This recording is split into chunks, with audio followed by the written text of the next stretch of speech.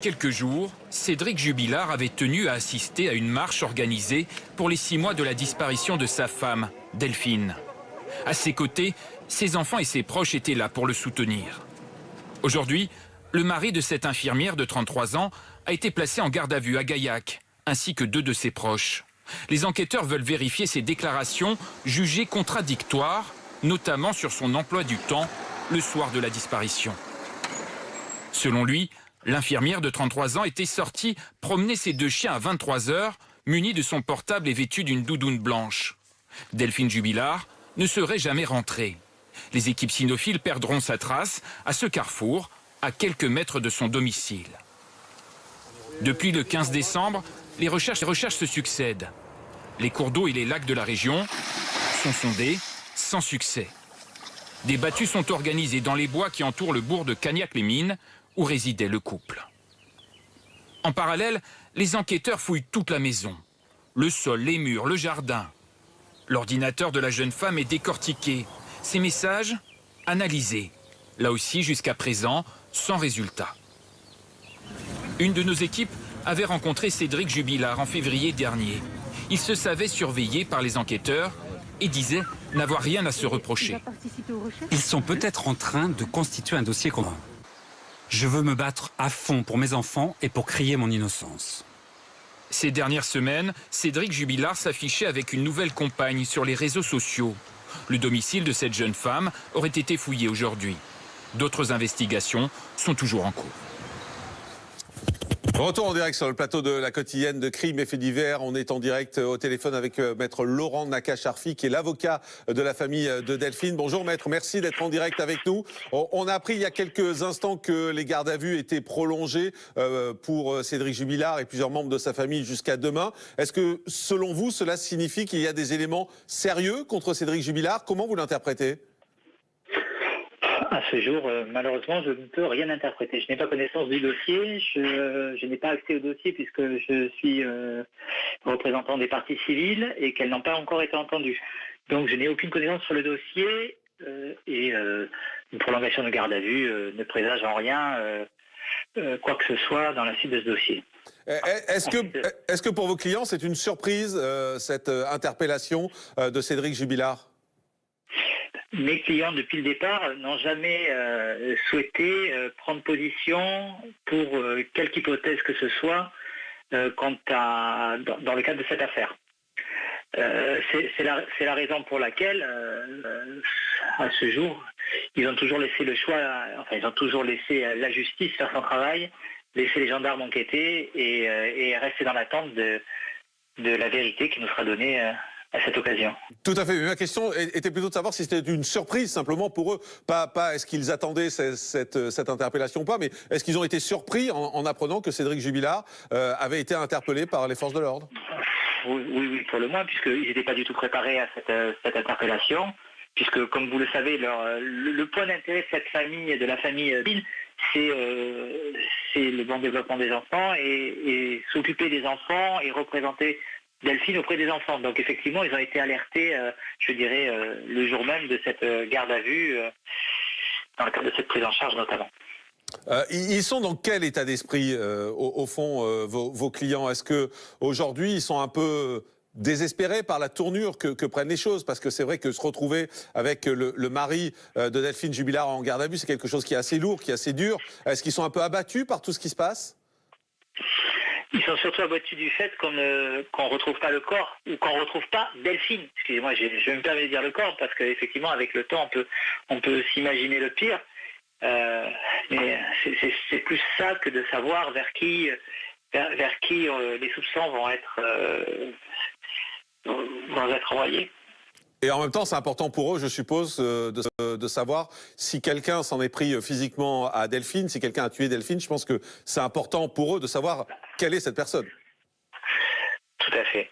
Mais quel que soit, quel que soit le responsable, quelle que soit la personne vers qui la justice va se tourner, la famille de Delphine reste dans l'attente de savoir ce qui s'est réellement passé.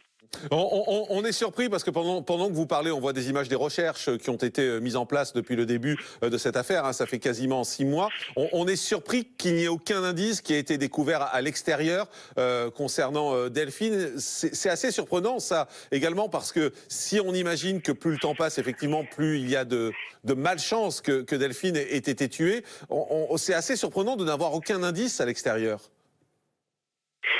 Comme je vous l'ai répété, hein, je n'ai pas accès au dossier. Je ne connais pas ni les indices, ni les éléments qui sont dans le dossier. Nous n'avons aucune connaissance de l'état du dossier, donc on ne peut pas présager des risques dont dispose la justice, dont disposent les juges d'instruction à ce jour. Et quand on le saura, de toute façon, on ne pourra pas en parler parce qu'on sera tenu au secret de l'instruction. Mais quoi qu'il en soit, nous n'avons accès à aucun élément. Et quand bien même nous aurions accès à un élément quelconque, nous ne pourrions pas en parler. Donc, la situation n'est pas loin. Je comprends. Dernière question, maître. Vous avez peut-être vu nos confrères du Parisien qui ont sorti plusieurs éléments. Ils ont sorti le fait que Cédric Jubilard avait dit qu'il s'était couché ce soir-là. Or, visiblement, son téléphone était en activité. Ils ont également révélé, il y a une petite heure, que des photos ont été retrouvées dans le téléphone de Cédric Jubilard. Photos qui auraient été faites par Delphine pour... un homme, en tout cas on va pas dire son amant, mais en tout cas pour un homme. Vous n'étiez pas au courant de tout ça. Vous réagissez comment à la sortie de ces informations? Bon, pour ce qui est de la question de savoir ce que faisait Cédric, à ce jour, on n'a aucune connaissance d'aucun élément, comme je vous l'ai répété déjà à plusieurs reprises, donc on ne peut pas se positionner, et surtout on n'a pas à se positionner en ce qui concerne la vie privée de Delphine et ses comportements dans le cadre de sa séparation. La famille de Delphine souhaite avant tout préserver sa vie privée, donc on n'a pas à évoquer un quelconque élément à ce sujet. Merci beaucoup, Maître Laurent Nakache-Arfi, avocat de la famille de Delphine. Merci beaucoup d'avoir été en direct avec nous. On est en direct avec Ronan Folgoas, qui est grand reporter au Parisien et qui est sur place. Je parlais du Parisien à l'instant et de toutes ces informations qui ont été sorties. Bonjour Ronan, merci d'être en direct avec nous. C'est vrai que vous sortez beaucoup d'informations au Parisien depuis hier, beaucoup d'informations clés concernant cette affaire. Est-ce que vous pouvez nous résumer quels sont, à votre connaissance, les éléments qui ont poussé les enquêteurs à interpeller Cédric Jubilard? Bonjour Jean-Marc. Alors, il s'agit notamment d'incohérences entre le récit proposé par Cédric Jubilard et quelques éléments techniques, notamment la téléphonie. Savoir que Cédric Jubilard prétend s'être couché de bonne heure, s'être endormi très rapidement et puis ne s'être réveillé qu'à 4 heures du matin. Or, son téléphone, il semblerait avoir eu une activité nocturne qui ne colle pas avec cette version. Ensuite, il y a des éléments encore plus décisifs qui ont été révélés par le Parisien dans l'heure qui vient de s'écouler, puisque Cédric Jubilard aurait procédé à des impressions écran, des captures d'écran du téléphone de sa compagne à un moment indéterminé. Est-ce que c'est dans la soirée du 15 au 16? Est-ce que c'est auparavant? On ne sait pas. Ce n'est pas très clair, mais en tout cas, il y a des impressions écran relatives à des liaisons, à une liaison en particulier que Delphine entretenait avec ce fameux confident de Montauban, son amoureux en réalité. Et Cédric, c'est en tout cas la conviction que les enquêteurs peuvent avoir. Ce n'est pas un élément absolument étayé, mais c'est une conviction que Cédric a réalisé ce soir-là, qu'il se passait quelque chose de très concret dans la vie de sa compagne, et que cette découverte aurait pu participer de son passage à l'acte.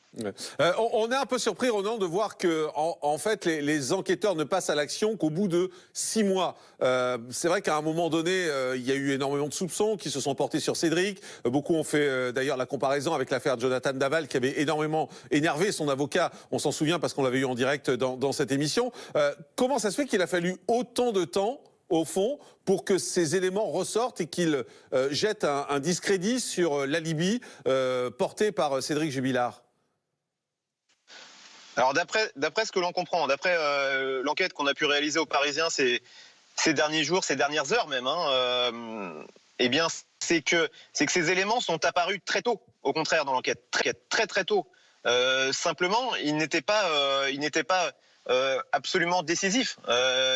Ils permettaient d'établir, de dessiner un tableau où il y avait comme ça plusieurs éléments qui convergeaient vers une responsabilité du mari, avec un possible mobile qui était la prise de connaissance de l'existence d'une relation sentimentale de sa femme, une prise de connaissance récente avant la disparition. Et il n'y avait pas forcément, et toujours je dis ça avec beaucoup de prudence évidemment, il n'y avait pas d'éléments matériels absolument accablants. C'était une somme de petits détails qui devaient s'accompagner d'une étude psychologique très fine de Cédric Jubilard et de son environnement. Et c'est pour ça que le temps est passé, c'est pour ça qu'ils ont attendu 6 mois avant de procéder aux interpellations. Dernière question, Ronan, et puis comme je sais que vous êtes sur place et vous êtes en train d'enquêter, donc on va vous libérer, et merci d'être en direct avec nous. Je voulais savoir, est-ce qu'on a une idée du lien que peuvent avoir la mère et le beau-père de Cédric Jubilard dans cette affaire, parce qu'ils sont également placés en garde à vue. Est-ce qu'on a une idée de ce que peut être le lien supposé, en tout cas, dans cette affaire? Non, au risque de vous décevoir, nous ne le savons pas exactement. Il est probable, d'après ce que l'on comprend, et je dis ça avec beaucoup de prudence évidemment, d'après ce que l'on comprend, ces gardes à vue participeraient d'une mise sous pression de Cédric Jubilard. Il est possible que la maman et le beau-père aient eu connaissance aussi d'une partie de ce très lourd secret, et que leur présence en garde à vue sur un même lieu, à la gendarmerie de Gaillac, peut aider à procéder à des confrontations tout simplement, et puis faire craquer Cédric Jubilard. Ça, c'est une hypothèse. Ensuite, il y a une autre personne qui a été entendue hier après-midi. C'est la nouvelle compagne, en tout cas présentée comme telle, nouvelle amie ou nouvelle compagne de Cédric Jubilard. Cette personne a été entendue hier à la gendarmerie de Cagnac-les-Mines, mais a priori, elle est complètement mise hors de cause. Elle intéressait les gendarmes parce qu'elle a vécu au plus près de Cédric Jubilard ces dernières semaines. Mais voilà, elle n'est pas absolument pas mise en cause à ce stade. Merci beaucoup, Ronan Folgoas. Je rappelle que c'est votre journal qui sort toutes les infos depuis hier concernant ce dossier. Donc bravo pour le travail que vous effectuez sur place. Merci, Ronan, d'avoir été en direct avec nous. Le docteur Patrick Courdet nous a rejoint. Bonjour, docteur. Merci également d'être là. Vous êtes psychiatre, criminologue. On va parler de cette affaire. On fera un nouveau point dans un instant. Mais je voudrais qu'on revienne sur les faits eux-mêmes parce que c'est important. Souvenez-vous, tout a commencé le 16 décembre 2020 à Cagnac-les-Mines dans le Tarn. Ce matin-là, Cédric Jubilard alerte la gendarmerie. Il explique avoir été réveillé vers 4 heures du matin par l'un de ses enfants. Il aurait alors constaté l'absence de son épouse. La nuit précédente, la jeune femme qui a l'habitude de veiller tard à cause de ses horaires décalés à la clinique d'Albi aurait en fait quitté son domicile à pied après 23 heures avec ses 2 chiens. Et il serait rentré sans elle. Ce même matin, son téléphone portable a borné pour la dernière fois à 2 km de son domicile. Delphine est partie sans ses effets personnels, quelques jours seulement avant les fêtes de Noël. Une attitude qui ne ressemble pas à cette mère de famille dévouée à ses enfants. Une enquête pour disparition inquiétante est alors ouverte et d'importants moyens sont déployés pour la retrouver. Au sein de cette commune tarnaise, des habitants se mobilisent pour venir en aide aux forces de l'ordre et bientôt l'affaire va prendre une ampleur nationale. Nous sommes à Cagnac-les-Mines, une ancienne cité du nord d'Albi, dans le Tarn. C'est ici que vit Delphine Jubilard, une infirmière de 33 ans, avec son mari Cédric, peintre et plaquiste. Les 2 tourtereaux se sont rencontrés quand ils étaient à peine majeurs. Delphine est décrite par ses proches comme quelqu'un de réservé, discret et très romantique. Son mari, lui, est tout le contraire, mais il semble impliqué dans la vie familiale et très amoureux.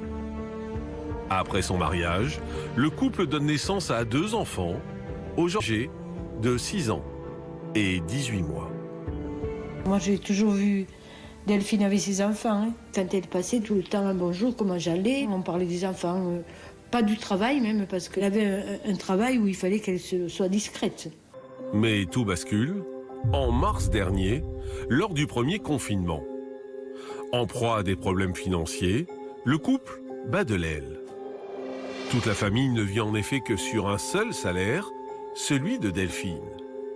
Et pour essayer de joindre les deux bouts, la jeune maman est contrainte de faire des nuits supplémentaires à la clinique. La situation au sein du foyer est critique. Des tensions éclatent et Delphine fait part à Cédric de son envie de divorcer. C'est dans ce contexte tendu que la vie de la famille Jubillard va basculer du tout au tout. Le 16 décembre 2020, vers 4 h du matin, Cédric alerte la gendarmerie. Delphine n'est plus dans la maison familiale. Il indique qu'à 23 h, elle est sortie promener les chiens, une doudoune blanche sur le dos et son portable à la main. Mais au petit matin, les chiens seraient revenus sans elle. Les gendarmes prennent immédiatement cette disparition au sérieux. Et ils viennent faire les premières constatations au domicile du couple. Dans le petit village, d'habitude sans histoire, c'est l'effroi. Les habitants voient soudain les militaires taper à leur porte dans l'espoir d'obtenir des informations. En vain. Tous les jours, on la voyait passer, aller pour ramener les enfants à l'école. Tous les jours, on la voyait. Dans la nuit où elle est apparue, vous n'avez rien entendu de spécial? Non, rien du tout de spécial. Moi, les gendarmes sont venus 3 fois. Les proches de la jeune femme sont dans l'incompréhension la plus totale. J'ai une amie qui a sa fille qui travaille avec elle et qui m'a dit, tu sais, Delphine, elle n'aurait jamais abandonné ses enfants. Elle était trop maman poule, elle les aimait trop. L'inquiétude grandit et personne ne se sent plus en sécurité. On a peur si c'est un rôdeur, si quelqu'un de mal intentionné traîne, on fait plus attention. On le vit toutes très mal, ses copines, on espère qu'elles reviennent. On ne comprend pas ce qui s'est passé et on veut la revoir. 2 jours plus tard, un appel à témoins pour disparition inquiétante est lancé. Et le 23 décembre, le parquet de Toulouse ouvre une information judiciaire criminelle pour arrestation, enlèvement, détention ou séquestration. Ce même jour, les proches de Delphine organisent une battue citoyenne réunissant plus de 1500 volontaires. C'est très très difficile de savoir qu'elle est peut-être par là. Si on peut aider, on ne sait jamais. On ne sait jamais. Il faut se mobiliser. C'est bien qu'il y ait beaucoup de monde comme ça en ces périodes-là. C'est très très dur. À la veille de Noël, plus de 700 gendarmes sont mobilisés. Des plongeurs, des chiens, des hélicoptères et des moyens techniques de pointe sont déployés. Mais aussi, plus d'une centaine de personnes sont auditionnées. Pourtant, toujours aucune trace de la mère de famille. Des perquisitions sont réalisées au domicile familial. La maison est passée au Blue Star pour détecter d'éventuelles traces de sang. Mais cela ne donne rien de concluant. Cependant, les chiens de la gendarmerie marquent à environ 200 mètres de la maison. Et c'est justement à cet endroit précis que le téléphone de Delphine a borné pour la dernière fois le jeudi 17 décembre. Mais l'enquête piétine. Et le 13 janvier, un événement surprenant va se produire. Un message est publié sur un groupe depuis le compte Facebook de Delphine, avant de très vite disparaître. Finalement, c'est la thèse d'un bug informatique qui est retenue. Mais le 9 février, le scénario se répète. La jeune femme reste donc introuvable. En tout, 3 perquisitions ont déjà été effectuées à son domicile, la dernière avec l'aide d'importants moyens scientifiques. Un géoradar est même utilisé pour sonder les murs et les sols et voir si un corps n'aurait pas été dissimulé. Des objets sont saisis et ils sont placés sous scellé. Mais une nouvelle fois, cela ne donne rien. Alors que l'affaire a pris une dimension nationale, tout le monde cherche à comprendre ce qui s'est passé. De nombreux groupes de soutien et de discussion voient le jour sur les réseaux sociaux et de plus en plus de rumeurs circulent quant à la culpabilité du mari de la disparue. L'homme est même comparé à Jonathan Daval. Retour en direct sur le plateau de la quotidienne de Crimes et Faits divers avec la suite donc de cette édition spéciale consacrée à l'affaire Delphine Jubilard et son mari qui est en garde à vue. Docteur Patrick Ourdet, psychiatre criminologue, vous êtes beaucoup plongé vous dans ce dossier, dans cette affaire. Vous avez essayé de retrouver des éléments. Vous me disiez en préparant l'émission, il y a beaucoup d'éléments qui n'ont pas été évoqués, beaucoup d'éléments factuels. Alors moi j'étais étonné d'une chose, c'est que elle est sortie de chez elle, semble-t-il, d'après certains, d'après ce qui a été dit en vêtements de nuit avec une doudoune. Or, en regardant la météo de la nuit du 15 au 16, il faisait à peu près dans la région 6-7 degrés, il y avait de la bruine, donc il fait froid. En général, quand on sort, il vaut mieux mettre un imperméable ou un parapluie. Ça, c'est la première chose. Ce qui est assez étonnant, c'est qu'on dit que son petit enfant, qui a 6 ans, regardait la télé après 22 heures. En général, elle est infirmière, donc elle sait un petit peu quand même les soins aux enfants et veiller en pleine semaine au-delà de 22 heures, même s'il y avait un film intéressant, c'est de être, parce que j'ai regardé, il y avait Retour vers le futur, mais qui commençait, qui fait 3 heures, ouais. Donc on peut se poser des questions.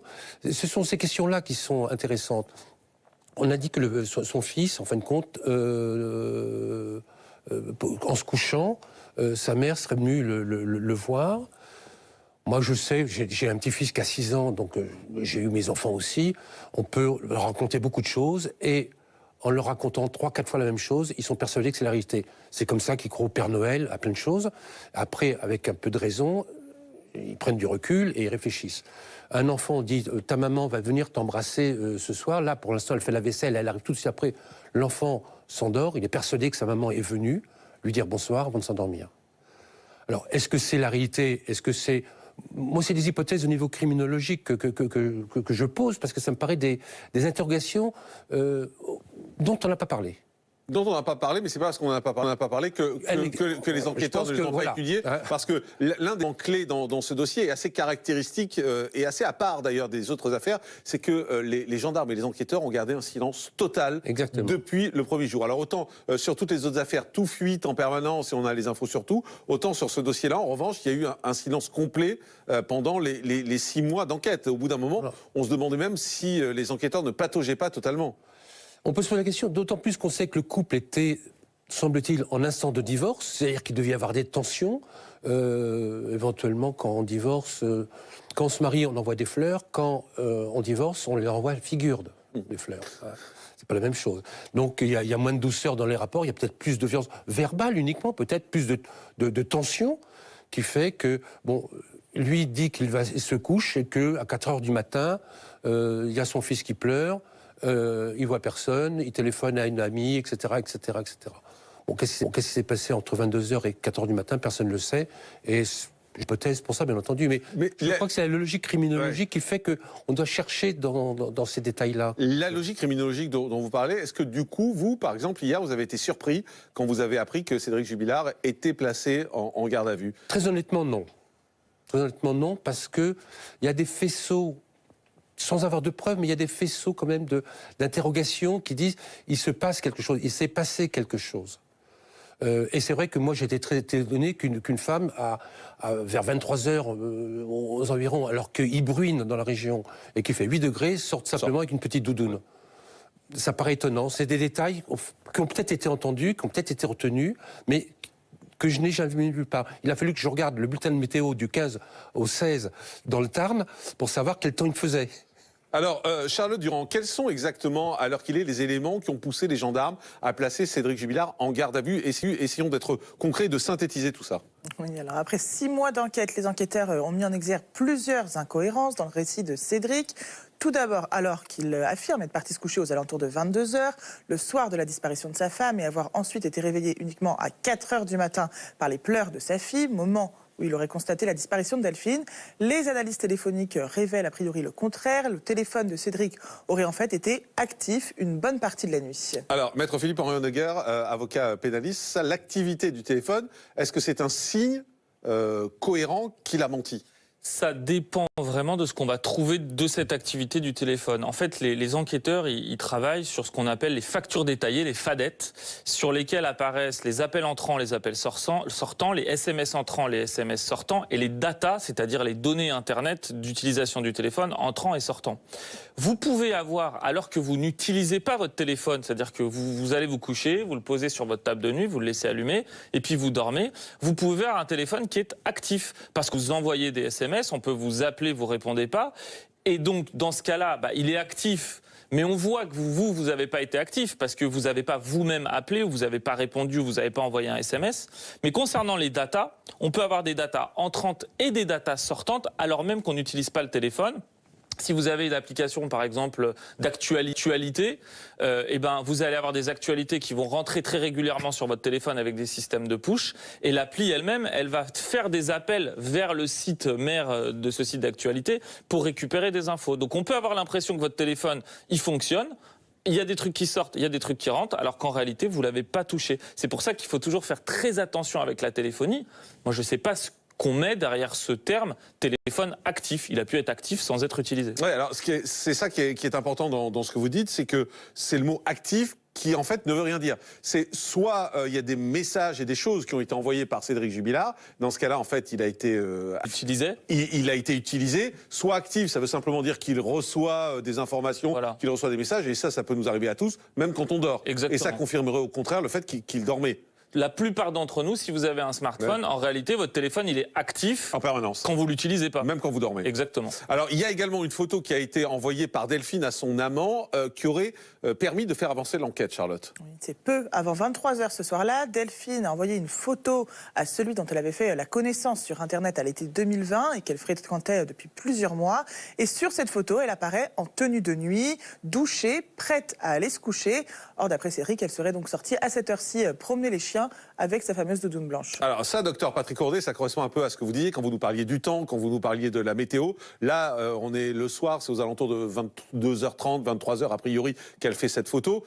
Elle n'est pas du tout dans la tenue de quelqu'un qui va sortir, en particulier puisque, comme vous nous l'indiquez, il fait froid et il pleut. Enfin, il bruine, plus exactement.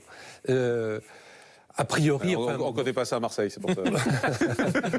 A priori, lorsque on veut sortir avec des animaux, on se couvre, on met des chaussures de pluie, on met un imperméable ou un chapeau ou un parapluie, enfin on prend quelque chose et on ne met pas simplement sur des vêtements de nuit une doudoune, ou alors elle se serait complètement changée, mais on aurait trouvé ces vêtements de nuit sur place. Ce qui n'a pas été le cas. Qui n'a pas été le cas, semble-t-il. Et les gendarmes sont également persuadés qu'une dispute a éclaté au sein du couple ce soir-là, Charlotte. Et en fait, d'après eux, Cédric serait tombé cette nuit-là sur les échanges Snapchat entre Delphine et son nouveau compagnon. Il aurait notamment pu intercepter la fameuse photo de l'infirmière en petite tenue.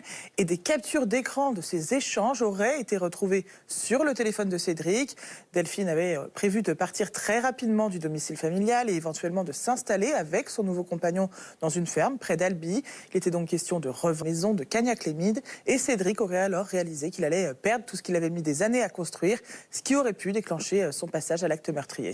Maître Philippe-Henri Honegger, quand vous entendez tous ces éléments, vous vous dites quoi? C'est une construction de l'esprit qui va dans un sens, c'est, on va dire les choses, c'est des fuites qui sont organisées pour mettre la pression, parce qu'on sait ce qui se passe, pour mettre la pression sur Cédric, ou vous vous dites effectivement ça commence à être lourd à porter pour lui? Moi, je suis très souvent avocat de la défense, donc je sais aussi que très souvent, on vous présente des éléments, et c'est normal, c'est l'enquête qui fait ça, on essaye de savoir qui est le coupable, ils ont une piste, ça serait lui, et ils essayent d'accumuler des éléments. Donc ils les présentent, et forcément la manière dont ils les présentent, ça donne envie d'aller dans leur sens. Mais je sais aussi par l'expérience, et je ne parle pas de cette affaire en particulier, en général, que très souvent, on va me présenter des éléments qui ont l'air accablants, et puis quand je rentre dans le dossier, c'est un petit peu différent de ce qu'on m'a vendu ou de ce qu'on a vendu initialement. C'est ce que je vous disais tout à l'heure sur le fait que le téléphone il est actif ou pas. Il y a très souvent des explications à donner. C'est un peu la même chose sur les photos que vous dites là. Peut-être qu'il a des photos dans son téléphone, mais il faut les horodater, ces photos. Si c'est des photos qui datent d'il y a 1 semaine, 2 semaines, 3 semaines, ça a beaucoup moins de poids que si c'est des photos qui datent du jour même. Et puis, il faut voir ce qu'il y a dans ces photos, il faut voir comment elles ont été échangées. Donc, c'est toujours la même chose. Les enquêteurs, ils font leur travail, et tant mieux. Ils récoltent des éléments et ensuite, ils les opposent à la personne concernée. La personne répond, et c'est surtout la confrontation entre ces éléments et les réponses qui vont permettre de se forger un avis. Ça se trouve, il va répondre très tranquillement, il va donner des explications à tout, et puis à la fin, il restera pas grand-chose. Ou alors, il va raconter n'importe quoi, et ça sera moins dans ce sens. Tout à l'heure, on était en direct avec Ronan Folgoas, qui est grand reporter au Parisien, et on le disait, depuis 24 heures, il y a beaucoup d'informations qui sortent, il y a beaucoup d'éléments. Ça sert à qui ? Les informations, il n'y a qu'une seule catégorie de personnes qui les a. Donc, il n'y a que cette catégorie de personnes qui peut... Et c'est qui cette catégorie de personnes ? Qui est-ce qui a fait l'enquête et qui est-ce qui a les informations ? Donc, c'est les policiers ? À part s'il y a ou les gendarmes ? À part s'il y a je sais pas, des micros qui sont posés dans les services de police. Ça peut être l'avocat, mais ce ne serait pas des... Mais l'avocat... Ce serait pas à charge. Et puis, il n'a pas les informations, l'avocat. Pendant la garde à vue, on pose des questions, mais lui, en plus, il n'a pas le droit de les donner. Donc... je ne sais pas d'où ça vient. Non, bien sûr, mais l'utilité, c'est quoi de faire sortir ça maintenant ? Alors que depuis 6 mois, c'est un blackout total. Depuis 6 mois, on ne sait rien. Là, tout à coup, en 24 heures, on a l'impression qu'il y a une avalanche de nouveaux éléments qui surgit. Oui, alors, tant mieux si les enquêteurs, ils ont gardé le secret pendant toute l'enquête, parce que c'est ce qui est imposé par la loi, donc c'est une très bonne chose. Moi, je ne sais pas d'où viennent ces informations-là, mais c'est vrai que quand tout d'un coup, les informations, elles sortent, moi, j'imagine que c'est... Peut-être, parce que ça peut servir auprès de l'opinion publique, ça peut servir à mettre une certaine pression sur une garde à vue qui est en cours, ça peut servir plus généralement au niveau de la justice. Regardez, on a plein d'éléments, donc quand ça va arriver devant un juge, il sera déjà un petit peu préparé à l'idée que... Hypothèse, j'en sais rien. Ce qui est certain, c'est qu'on met tout en œuvre pour essayer d'aller dans le sens qui est celui que veulent prendre les enquêteurs, c'est-à-dire la mise en cause de ce monsieur. Docteur Patrick Ourdet, ça sert à qui quand toutes ces informations sortent ? Est-ce que ça sert les enquêteurs ? Je pense que ça sert à beaucoup de choses. D'abord, le procureur, il ne faut pas oublier que le procureur a prolongé la garde à vue. C'est-à-dire qu'au niveau de la justice elle-même, ils ont des opinions, des idées, des voix, enfin tout ce qu'on peut imaginer comme hypothèse, et que éventuellement tout l'entourage qui pouvait rester silencieux se dit ça commence à sentir le chaud, c'est une situation confortable, il faut on va peut-être dire quelque chose. Ça peut faire parler l'extérieur. Ça peut faire parler les gens. Ça peut éventuellement déclencher des souvenirs tout d'un coup de quelque chose en disant si après tout on commence à ça et que moi je sais quelque chose, je ne l'ai pas dit, je vais avoir des soucis.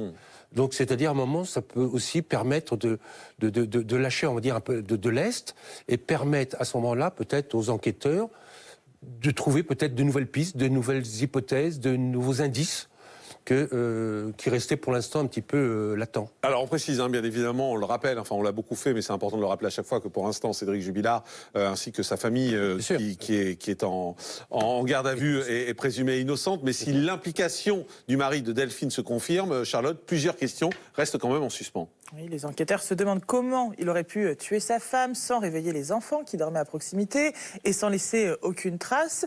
Et surtout, comment il aurait pu se débarrasser de son corps en toute discrétion. C'est donc pourquoi ils étudient aujourd'hui la possibilité que Cédric ait bénéficié de la complicité de membres de sa famille ou de son entourage. Alors, dans ce type de disparition, c'est toujours l'entourage proche qui est suspecté en premier, et notamment le mari, d'autant plus qu'en l'occurrence, le couple de Delphine et Cédric battait de l'aile. Alors après 14 ans de relation, la jeune femme avait en effet fait part à son mari de son souhait de divorcer. Elle ne tentait plus de vivre dans une maison en perpétuels travaux et de subvenir seule aux besoins de la famille. Et en se penchant sur la vie privée de Delphine Jubilard, les enquêteurs vont également découvrir qu'elle entretenait des relations extra-conjugales.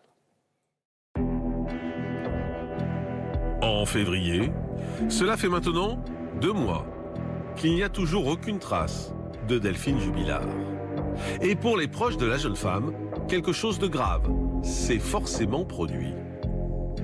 Elle était dans l'effervescence de la préparation des fêtes de Noël avec les discussions autour des cadeaux, ce qu'on va faire aux enfants, etc. Ça paraît vraiment impossible qu'elle ait pris la décision de tout quitter. De plus, la semaine de sa disparition, Delphine était censée retrouver un groupe de copines. Elles devaient prendre un café ensemble pour parler des préparatifs de leur soirée du Nouvel An. La jeune femme avait même confirmé sa présence avec enthousiasme. Alors, les enquêteurs décident de se pencher davantage sur la vie du couple, qui a priori battait de l'aile depuis quelque temps. Après 7 ans de mariage, le divorce était même imminent. La mère de famille était à bout depuis le premier confinement. Après les fêtes, elle prévoyait même d'aller vivre chez une collègue de travail en attendant de trouver autre chose. En fait, Delphine ne supportait plus de vivre dans une maison encore en travaux depuis des années. Une maison que ses voisins avaient même surnommée Beyrouth. Mais surtout, elle n'était plus épanouie aux côtés de son mari. Et Cédric se serait d'ailleurs aperçu que la mère de ses enfants adoptait un comportement étrange depuis plusieurs mois. En novembre, alors qu'il souhaitait lui organiser un anniversaire surprise pour ses 33 ans, elle aurait été mise au courant et aurait décidé d'annuler la fête. Delphine s'était aussi mise au sport et elle avait perdu beaucoup de poids. Son mari la soupçonnait même d'entretenir une relation extra-conjugale. D'après certains de leurs proches, l'homme vivait très mal cette situation, au point de proférer des menaces de mort. Avant la disparition, vu les tensions et tout, plusieurs fois on l'a entendu dire lui à sa mère, oui je vais la tuer, je vais l'enterrer, personne ne va la retrouver. Elle veut me quitter, elle veut demander le divorce. Donc déjà il savait qu'il allait tout perdre, il savait qu'il allait devoir recommencer de tout le début. Pour lui, Delphine, c'était elle le pilier, c'était elle qui faisait tout, il avait tout grâce à elle, donc du jour au lendemain, se voir perdre tout, ça peut rendre fou un homme. Après sa disparition, il aurait également découvert que Delphine avait loué des voitures et des appartements à Albi et Toulouse. Mais si Cédric pourrait être, comme beaucoup le pensent, le principal suspect, il ne change toujours pas sa version des faits. Et à ce jour, rien ne permet de l'incriminer. Les enquêteurs décident également de creuser la piste de l'amant. Et effectivement, la future divorcée entretenait une liaison avec un homme marié. Et ils s'apprêtaient même à refaire leur vie ensemble. Si l'identité de cet amant est restée secrète, il aurait été présenté comme le confident de Delphine Jubilard au tout début de l'enquête. L'homme est entendu, mais son alibi semble solide et il est très vite écarté de l'affaire. Pour les proches de la jeune femme, c'est un nouveau coup de massue. Ils ont l'impression que l'enquête piétine et que le voile sur cette mystérieuse disparition ne sera jamais levé. 3 cousins et 3 amis de Delphine se sont même portés partie civile pour avoir accès au dossier et espérer connaître la vérité. L'hypothèse d'une disparition volontaire, que ce soit un départ ou qu'elle ait mis fin à ses jours, est du domaine de l'invraisemblable. Voilà, je crois que honnêtement aujourd'hui personne ne croit qu'il s'agit d'un départ volontaire. Retour en direct pour la suite de cette édition spéciale donc consacrée à Delphine Jubilard et avec son mari qui est donc toujours en garde à vue. On l'a appris juste avant le début de cette émission, la garde à vue qui est donc prolongée jusqu'à demain. Donc les views vont se poursuivre. Un mot, maître Philippe-Henri Honegger quand même, parce qu'on a appris, et on le disait également, que la mère de Cédric Jubilard et que le beau-père de Cédric Jubilard ont également été placés en garde à vue. Est-ce que cela est un signe qui tendrait à prouver que c'est un complot familial ou pas forcément? Dans le cas d'un meurtre, il n'y a pas 1000 raisons pour lesquelles les proches de celui qui est le suspect principal peuvent être placés en garde à vue. Soit on estime qu'ils sont complices ou co-auteurs, c'est-à-dire qu'ils ont aidé d'une manière ou d'une autre à ce que ça arrive. J'ai pas cru entendre que cette hypothèse avait été évoquée jusque-là, mais tout est possible. L'autre hypothèse, plus courante, parfois utilisée un petit peu de manière abusive, c'est, vous savez, l'infraction de dissimulation ou de falsification de scène de crime, ou alors d'avoir participé à cacher des éléments de preuve. C'est une infraction qui est punie de 3 ans d'emprisonnement. On peut toujours imaginer, le suspect principal aurait commis les faits, les proches auraient été au courant par la suite et l'auraient aidé à cacher certains éléments, à dissimuler certaines preuves. Et donc, ils sont mis en cause par rapport à ça. La réalité, c'est que très souvent, dans ce genre de procédure, on utilise un peu abusivement cette infraction alors qu'on sait qu'il n'y a pas d'éléments, pour simplement faire parler des gens qui sont des témoins. Parce qu'un témoin, normalement, on le convoque, on l'interroge, il peut partir quand il veut, il est tranquille, il fait ce qu'il a à faire. Quand on met une personne en garde à vue, ça lui met forcément un tout petit peu plus la pression. Si en plus on lui dit bah, vous êtes poursuivi pour complicité du meurtre, alors dites-nous la vérité, autrement vous allez partir en prison, ça donne un tout petit peu plus envie de dire ce qu'on sait éventuellement. Et puis c'est aussi une stratégie parfois, je dis pas que c'est le cas là, pour faire parler le suspect principal. Ah oui, en lui disant il y a votre mère qui est placée en garde à vue. Si tu parles pas, tu vas voir, nous on va la mettre aussi en prison. Dans ces cas-là, forcément, ça donne aussi envie de parler. C'est l'une des hypothèses qui est évoquée par Ronan Folgo à tout à l'heure du Parisien, qui disait que ça peut être une façon aussi de faire pression Cédric Jubilard pour le pousser à parler s'il sait des choses. Ça arrive parfois, et mon sentiment quand moi je vais sur des gardes à vue où ça se passe comme ça, c'est que plus les policiers ont envie de mettre la pression, c'est souvent le moins ils ont d'éléments. Parce que si j'ai un dossier extrêmement étayé dans lequel je sais que c'est mort d'avance, je le fais venir et les policiers le disent, tu peux répondre ce que tu veux, de toute façon le dossier il est plié. Plus j'essaye d'avoir des éléments autour pour essayer de mettre la pression et d'obtenir des aveux, bah, ça veut dire que j'en ai besoin des aveux. Et si j'ai besoin des aveux, c'est que j'ai pas le reste. Alors forcément, dans ce dossier, il y a une similitude qui est faite à plusieurs reprises, c'est celle avec l'affaire Jonathan Daval. Et maître Jean-Baptiste Allary, qui est l'avocat de Cédric Jubilard, était en direct il y a quelques semaines dans cette émission. Il s'était exprimé à ce sujet et lui, il réfutait toute comparaison entre son client, toujours présumé innocent, je vous le rappelle, et Jonathan Daval. Il affirmait que les rumeurs qui faisait le lien entre les deux affaires était totalement insupportable. Je vous propose de revoir ce qu'il nous disait il y a quelques semaines. Je pense que ça met tout le monde en colère à partir du moment où on réfléchit un peu. Je ne pense pas que la logique judiciaire puisse se satisfaire d'un raisonnement par analogie et dire parce que ça a existé dans une affaire, ça existe forcément dans toutes les autres. Donc chaque dossier, chaque disparition a ses spécificités et il faut laisser les enquêteurs creuser ces spécificités-là pour très précisément arriver à dégager ce qui pourrait être une hypothèse à favoriser.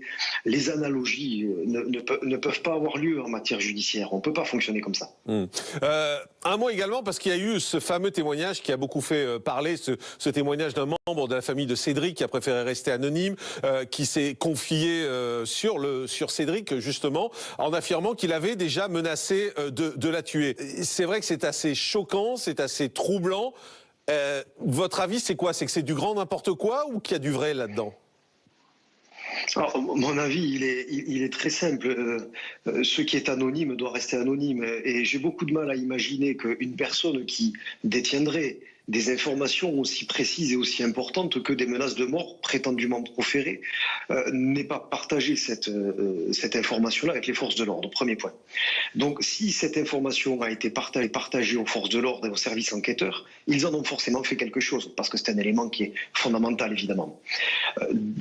Manifestement, aujourd'hui, il n'y a pas eu de placement en garde à vue, il n'y a pas eu de mise en cause au niveau des magistrats instructeurs, de sorte que je m'interroge un petit peu sur la portée qui a été accordée par l'institution à ce témoignage-là.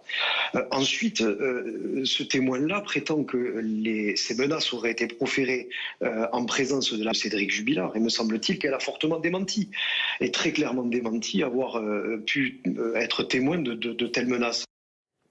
Voilà donc pour maître Jean-Baptiste Allary, l'avocat de Cédric Jubilard, cette interview qui avait été réalisée il y a quelques semaines, à l'époque où Cédric Jubilard n'était pas encore en garde à vue. C'est pour ça que vous l'entendez dire ça dans cette phrase. Mais aujourd'hui, les choses ont changé, vous l'avez compris, avec cette mise en garde à vue. Moi, j'ai une question à vous poser, docteur Stéphane Clerget, parce que c'est vrai qu'on sent la passion des Français autour de ces affaires. Alors certains diront peut-être passion malsaine, mais de toute façon, les faits divers de tout temps, ça a passionné les gens. Pourquoi est-ce qu'on est autant passionné par cette affaire que par l'affaire Jonathan Daval?